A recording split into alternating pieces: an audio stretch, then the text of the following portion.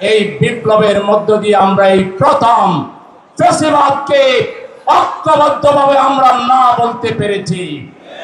কিন্তু দুর্ভাগ্যজনকভাবে এই বিপ্লবের চেতনাকে ধরে রেখে এগিয়ে নিয়ে যাওয়ার জন্য রাজনৈতিক দলগুলোর যে ধরনের পজিটিভ রাজনীতি করার দরকার ছিল, আমরা অনেকের ক্ষেত্রে সেটা দেখছি না।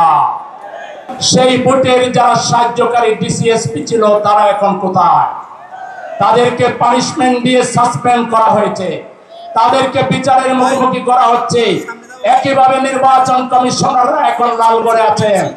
অতএব ইওনো সাহেবরা, ডিসি সাহেবরা, এসপি সাহেবরা প্রশাসনের সাথে জড়িত, নির্বাচনের সাথে জড়িত।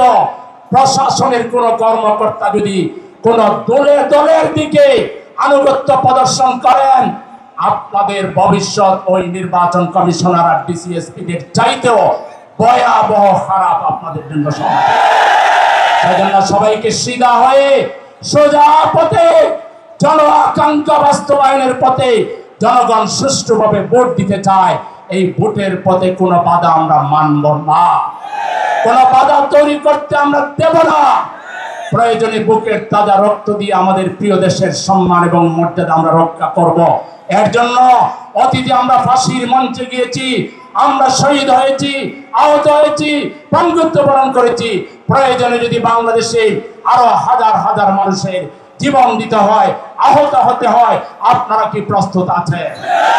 এই বিপ্লবের মধ্য দিয়ে আমরা এই প্রথম ফ্যাসিবাদকে ঐক্যবদ্ধভাবে আমরা না বলতে পেরেছি।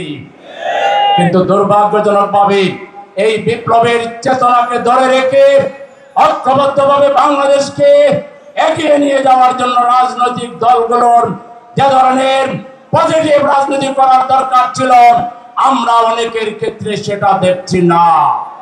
অনেকে দ্রুত নির্বাচন চান, কিন্তু সংস্কারে দ্রুত সহযোগিতা করেন না। জনগণের দাবিকে তারা তোয়াক্কা করেন না।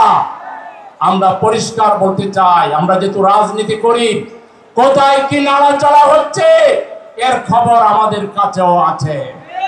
আবারও যদি দেশ বিরোধী ষড়যন্ত্র করা হয়, জুলাই শহীদদের উত্তরসূরি, তাদের পরিবারবর্গ, জুলাই যুদ্ধে 40,000 আহত আমাদের সেনানায়ক এবং জামাতে ইসলামী সহ বাংলাদেশের দেশপ্রেমিক তৌহিদি জনতা আবার এমন একটা চাকরি দিবে, ওই দালালরা বাংলার এই পারে আর থাকতে পারবে না।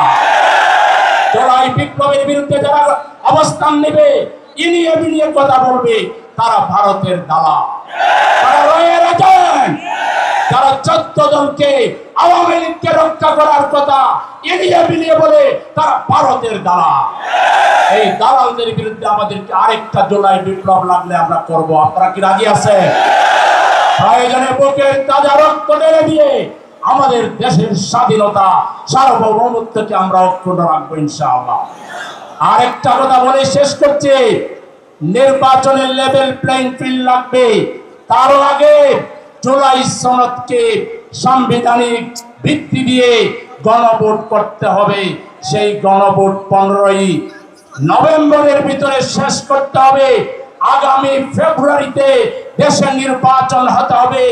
এই নির্বাচনের বিরুদ্ধে সরকারের অন্দরমহলে বাইরে রাজনৈতিক দলের দ্বারা যদি নির্বাচন ক্ষতিগ্রস্ত হয়, তাহলে এই যারা চক্রান্তের সাথে জড়িত বলে আমরা বুঝতে পারতেছি, বাংলাদেশে তাদের রাজনীতি শেষ হয়ে যাবে।